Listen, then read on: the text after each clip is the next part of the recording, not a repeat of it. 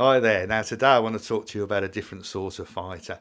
I'm not going to talk to you about a fighter who's gone through the amateur ranks, done very well, in some cases gone to the Olympics. I'm going to talk to you about a fighter who started as a prize fighter, turned professional, but was essentially a prize fighter at heart.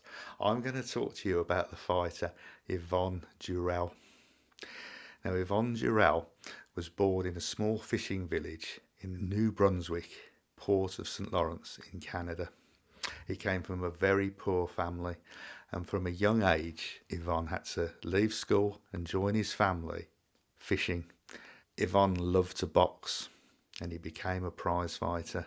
Now, you imagine this life fishing and prize fighting. That is the life of a very, very tough person, and Yvon Durelle was that very, very tough person. In 1948, Yvon turned professional, and over the next 2 years, he won 22 out of 23 professional fights. His reputation as a strong, tough, durable fighter spread, and over time, it spread throughout the UK, America, and Europe. It became known as the Fighting Fisherman. Now, in 1953, Yvon won the Canadian middleweight title. He changed his weight to light heavyweight. As light heavyweight, in the September of the same year, he became the Canadian light heavyweight champion. As I say, his reputation expanded, and he at one time bravely fought Floyd Patterson, only losing, but he did lose by a unanimous decision over an 8-round fight. But he fought well, and he fought strongly. His reputation expanded and grew. He travelled to Germany, but unfortunately lost to the German fighter Gerhard Heck. He travelled to the UK. Again, he lost to the future light heavyweight champion, Ron Barton. After this, in 1956, he fought Floyd Patterson again and did lose. But what happened after that?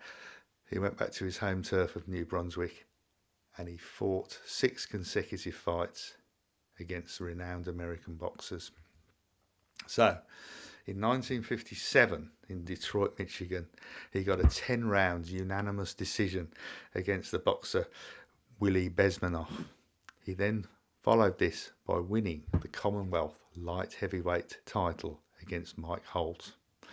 The scene was set for what some would argue is the best professional fight that has ever been.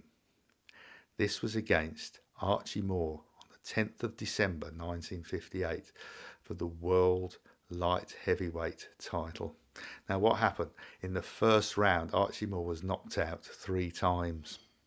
Now, I believe because of the occasion and because of his past as a prize fighter, instinct came in, and what happened was he knocked Archie Moore down, but then he stood over him. Now, I think as a prize fighter, what would have happened is he'd start to get up and he'd just get knocked back down again. This instinct took over, and the referee had to usher Yvon back to his corner. Now, at one time, Archie Moore was out for the count of 9. Now, if you take that 9, add it to the time that he was ushered to his corner before the referee could start his count, that was well over 10. Yvon Durelle could have been the world light heavyweight champion in the first round of that fight.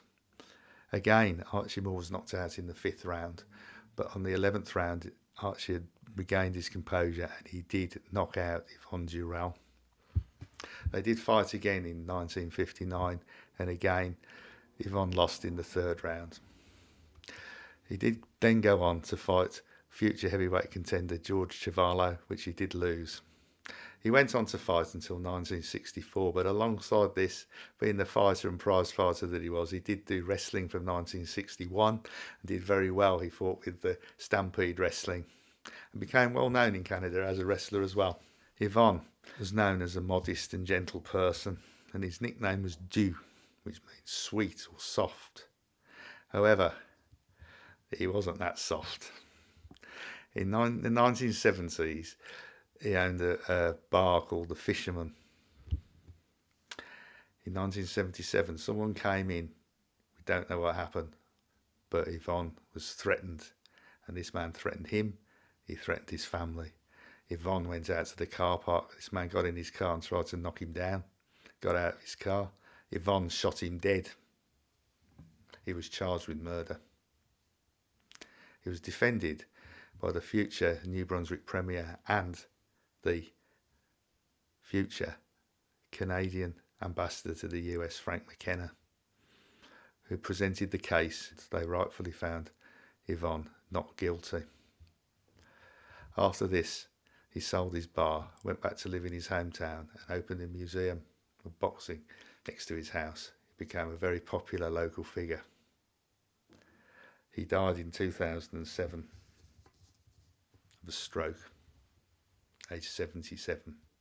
Yvon was a game, persistent fighter. He had an extensive professional record, 115 fights. He'd fought at middleweight, at light heavyweight, and at heavyweight. A proper fighter, a gentle person, but a man who would always stick up for himself. Someone to be admired.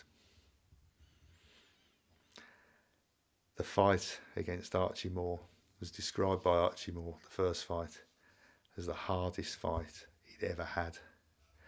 The renowned referee, Mills Lane, said that the first fight against Yvon Durelle and Archie Moore transcended all professional fights before and since.